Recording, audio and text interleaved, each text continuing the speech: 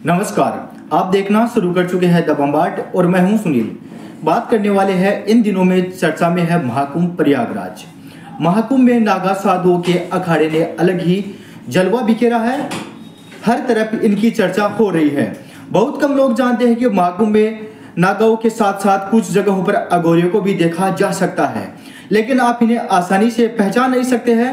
शमशान में रहते हैं और शमशान में जो लाशें आती है उनका भोजन करते हैं। अघोरियों का रहस्य जो नागा साधुओं से नहीं खाता है मेल। वजह यह है कि दोनों ही साधु है अपने पूरे शरीर पर भस्म लगाए रहते हैं। दोनों ही रुद्राक्ष की माला, हथियार या डंडा आदि रखते हैं, जिसे आम आदमी के लिए दोनों में फर्क कर पाना संभव नहीं है। वैसे तो नागा साधु और अघोरी दोनों ही हिंदू धर्म के साधु है, लेकिन इनके रहन सहन और खान पान में काफी अंतर होता है। उसकी जीवन शैली में भी अंतर होता है। नागा साधु लोगों में दूर जंगल, गुफाओं और पहाड़ों में रहते हैं और शिव की तपस्या में लीन रहते हैं, जबकि अघोरी साधु अपना ज्यादातर समय शमशान में तंत्र विद्या प्राप्त करने में व्यतीत रहते हैं। नागा साधु योग और ध्यान करते हैं, जबकि अघोरियों के संबंध तंत्र मंत्र और अंधकार की शक्तियों से होता है।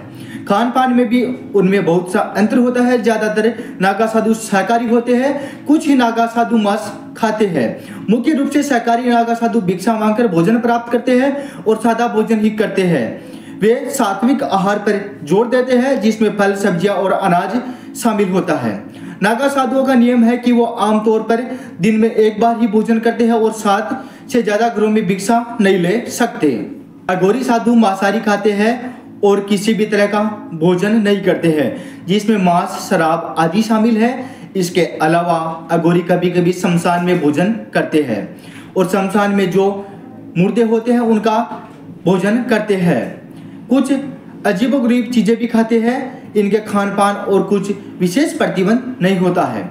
इसके अलावा ये सारी जानकारी अघोरियों और नागा साधुओं के बारे में सामान्य जानकारी है। व्यक्तिगत रूप से साधु के विचार और रहस्य अलग अलग हो सकते हैं। धन्यवाद दोस्तों, आज के लिए इतना ही। मिलते हैं एक बड़ी अपडेट के साथ, एक बड़ी खबर के साथ। तब तक के लिए आप स्क्रॉल करते रहिए द बम्बाट। मैं हूं आपका दोस्त और होस्ट सुनील। धन्यवाद।